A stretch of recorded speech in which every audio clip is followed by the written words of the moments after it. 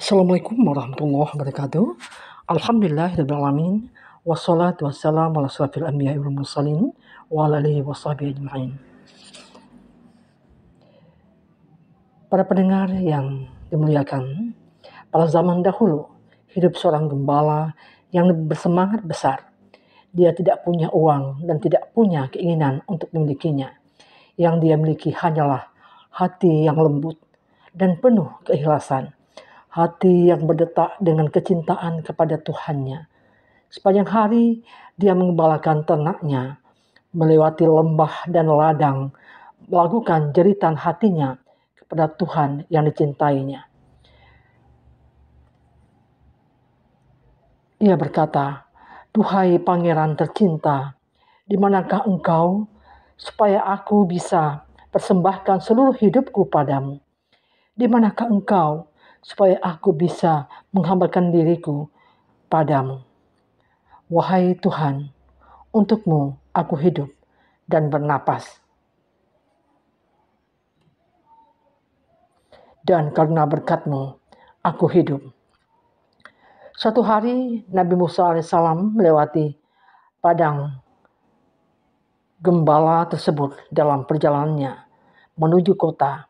Ia memperhatikan sang gembala yang sedang duduk di tengah ternaknya. Dengan kepala yang mendongak ke langit, sang gembala menyapa, "Tuhanku, di manakah engkau?"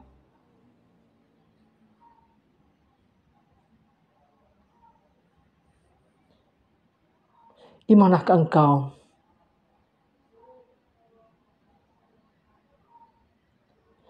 Supaya aku bisa mencium kakimu.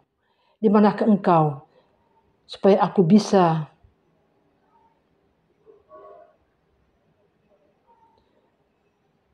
mengilapkan sepatumu dan membawa air susu untukmu.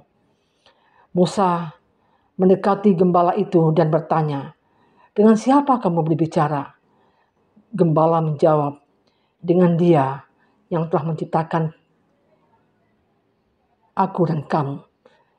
Dengan Dia yang menjadi Tuhan yang menguasai siang dan malam, bumi dan langit." Musa murka mendengar jawaban gembala itu.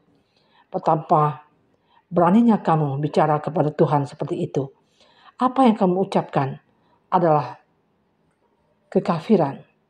Kamu harus menyumpal mulutmu dengan kapas supaya kamu bisa mengendalikan lidahmu. Atau paling tidak orang yang mendengarmu tidak menjadi marah dan tersinggung dengan kata-katamu yang telah meracuni seluruh angkasa ini.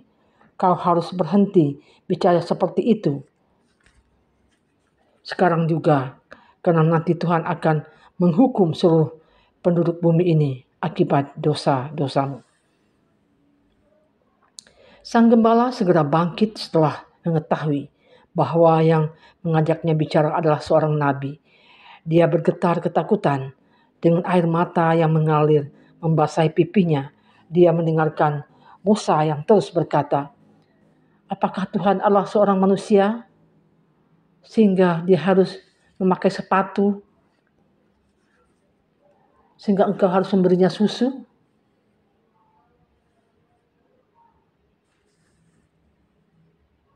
Dan apakah Tuhan seorang anak kecil yang memerlukan susu supaya dia tumbuh besar? Tentu saja tidak. Tuhan maha sempurna di dalam dirinya. Tuhan tidak memerlukan siapapun.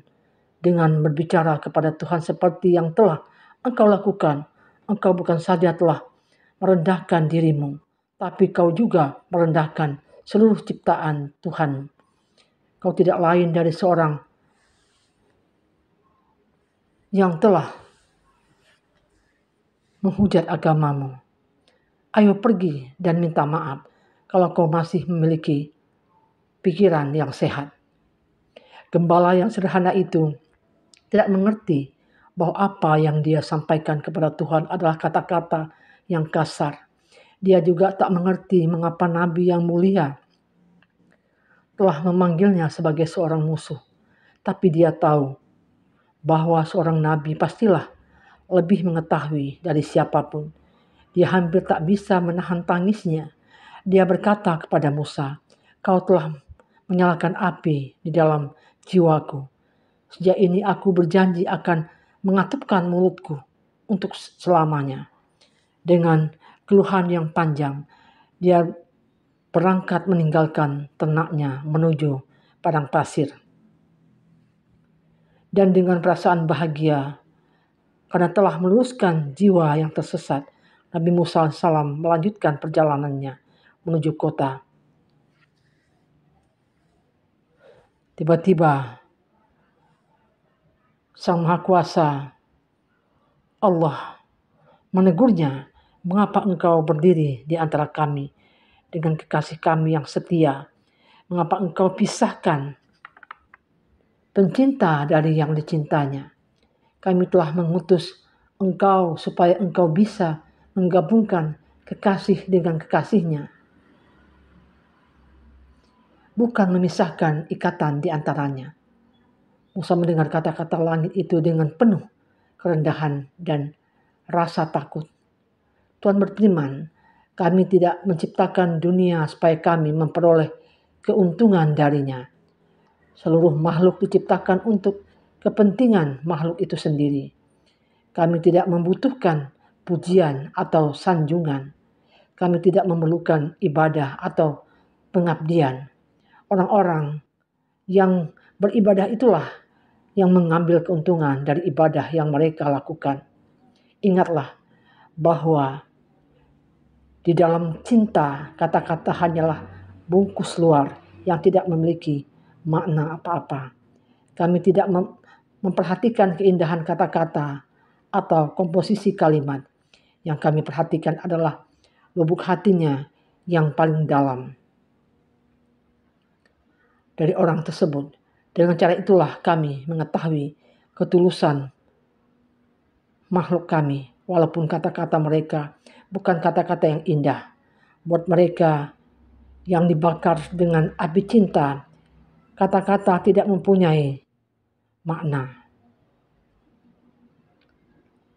Selanjutnya Allah berkata, "Mereka yang terikat dengan basa-basi bukanlah mereka yang terikat dengan cinta. Dan umat yang beragama bukanlah umat yang mengikuti cinta. Karena cinta tidak mempunyai agama selain kekasihnya sendiri." Tuhan kemudian mengajarkan Musa rahasia cinta.